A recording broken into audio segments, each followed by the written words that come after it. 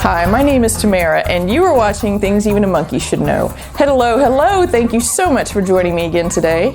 As you know, if you've watched some of my other videos, I'm not a professional anything except artist and maybe monkey, but there are a number of things that I have figured out that I can do around my house and out in the yard and on my cars that save me time, money, and aggravation, so I hope you have saved those things now too.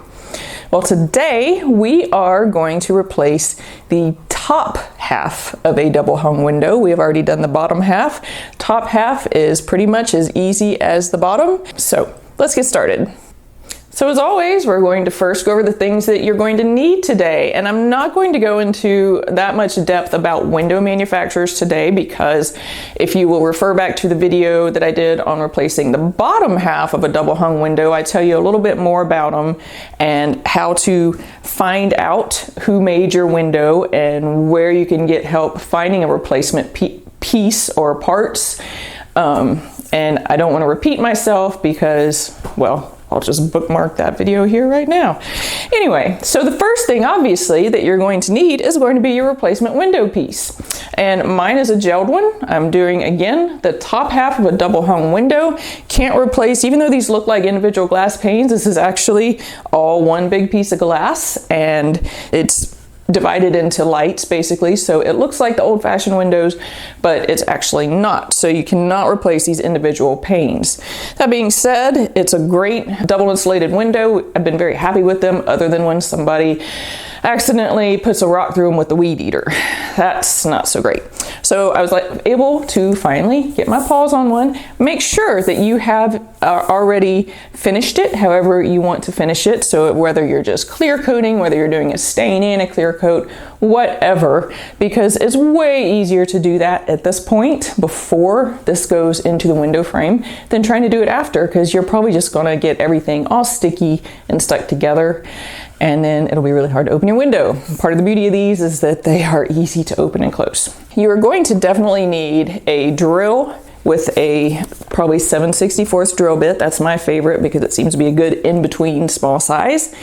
You will also need either a driver, or you can also just have a driver bit for your drill. Either way is fine. Now, just out of an abundance of caution, I have both kinds of screwdrivers, and I have them in two different sizes, just because I don't know if I'm going to need to pry anything, or if there's going to be something delicate I need to unscrew, some parts to change out, whatever. I also always have a pair of needle nose pliers in the area, very handy. And you're also going to want to have something to mark with, so a pen or a pencil, just something in case you need to make a mark of where you need to drill some screws in. You do not want to drop your window like I'm about to do. The last thing is that you will probably want to have some rag towels or rag sheets so that you can lay out your window pieces whenever you're changing out parts and all that. I think that's it. Again, not all of this is necessary. It's just out of caution. I know you all have screwdrivers and such around your houses at this point, so let's just gather them now. So fun, yes. To answer your first question, we definitely have to take out the bottom half of the window, and it is not a big deal, but it does have to come out in order for us to access the top half. Now, obviously the first thing you want to do is unlock the window.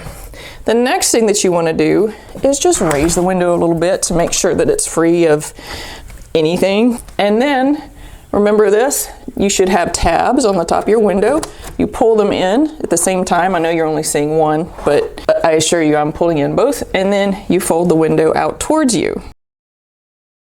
After you've folded the window out towards you, you are then free to free it from the little snaps that it's in, and you're probably gonna have to angle it to make this happen. There we go. See, that little foot came loose, and that little foot came loose. And now we're going to put this in a safe place out of the way so that it doesn't get knocked over or broken. So then the next question is getting this window half out. And we're gonna go ahead and just pull it down, and it actually comes out the exact same way as the bottom. But we have to take the bottom out in order to be able to access this, because there is a lip around this entire window that would keep it from tipping to the outside, which we actually want because that's for safety, right? But if you see, there's this same kind of lever up here at the top. We're going to pull both of these back at the same time, and then we're going to simply, hopefully simply, fold the window out toward us. I may need to get it down. Oh, there we go. I couldn't get the leverage on it. I want to point out that we have the same kind of foot situation here as we did with the other piece of the window. And we are going to do the same thing. We're going to angle the window, and we're going to pull it out of those little clasps. Hoping I don't block this too much for you all. Just going to hopefully angle it. This is going to be a little tricky. There we go. You get one, usually you can get the other. All right, fantastic. So we are really fortunate on this one that the only thing that we're going to have to change out the hardware on is going to be right here where the locks go on this. Everything else is the same. So I'm going to go ahead and remove this hardware from the old window.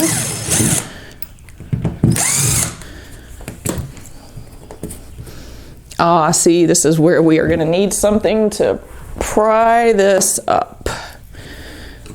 Hopefully it comes relatively easily, but it is not. Well, this was very clearly coated with all of the good stuff, all the good clear coats and whatever, while this hardware was on, because everything is very stuck together. So you may, if this is your case, you may need to have a knife in the area so that you can cut it loose, hopefully. Also, I was starting to destroy the bottom of this window, and just in case you don't wish to do that, I'm going to now use a towel to put my screwdriver against so that I stop destroying this wood. It doesn't actually matter to me because I'm going to throw this away anyways, but in case you have some, a reason that you're keeping yours, I just want you to know it is possible to do this. Just make sure that you keep your screwdriver, there we go, or whatever you're prying with, on the towel instead of on the wood where you make marks like I just did. So it definitely was a good thing that we had those spare screwdrivers in here. Now we just need to reinstall these on our new windows. So just give them a little tap in there with a screwdriver.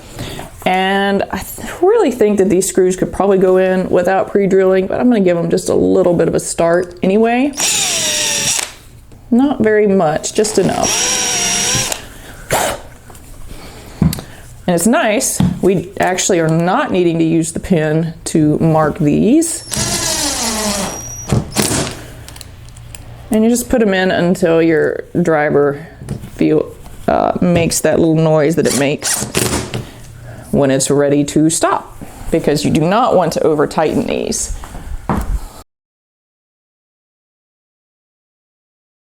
I just want to remind you all that if for some reason this little piece, which is what the foot of your window fits into, if it happens to get to a location you don't want it in, you can turn this to the side and move it easily. Now, you're going to release the spring when you do that, so it's going to be really hard to move. So I'm going to do exactly what I just described. I am turning that little piece, and now, I'm moving it, down. Now it does have a stop, and I'm moving it down. Now I'm turning it back into place so that it stays locked where it is. And now I have my pieces at a much closer height from the sill so I can reinstall that window. So this goes in the same way that it came out. Going to take our window, we're going to angle it into the track with the little feet. Going to find where the things are that the feet fit into. I'm going to fit the feet into them and try to have it as level as possible. I see that this one is not. There we go, I think that's better. Your window will not easily shut if these are not level. So then we just put it back into the track, make sure our little tabs at the top lock into the track also. And then we have our window that we can now put back in. So now we need to put the bottom portion of the window back. Same thing yet again to put in the bottom window.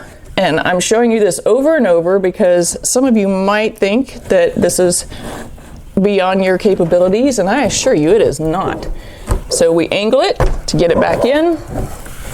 Make sure that these pieces, oh, that one is way down at the bottom, so that doesn't help us at all, does it?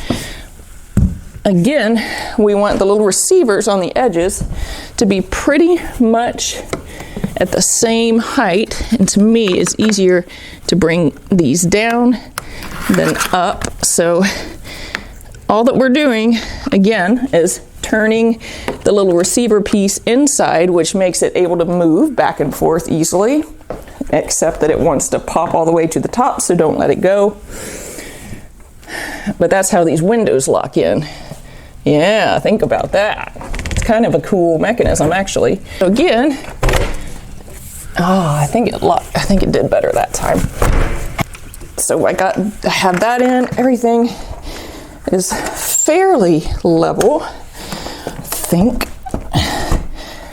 Now I have the window flipped vertically. Remember these little tabs right here. Woo. It's cold outside and it's hot in here, so this is a strange temperature day. All right, so I have these plastic tabs. That one was being ornery. And now I think we're locked in. Yep. We're all good. Let's make sure the window locks. It does. Job well done. Well, by this point, you already know what I'm going to say, right? See how easy that was? Of course you can do it. Now, I know that we ran into a slight snag with changing the hardware over, but like I've said before, whenever snags happen in the middle of a video, I'm really glad that they do, so that if you run into something similar, then you already know what to do. So it makes it super easy. I guess the hardest part about this to me was having to take out the bottom panel in order to reach the top panel, but I understand why the windows are made that way. And guess what? Now you're a total pro with your windows. And so if there are some fixes like that, changing out a panel, maybe even changing out hardware, you can totally do it yourself. You don't have to call anybody. Great, right? Thank you so much for joining me again today. If you haven't subscribed to the channel already, please go ahead and do that now. Thank you so much to everybody who already has. I hope you have a wonderful day, and I look forward to seeing you again soon.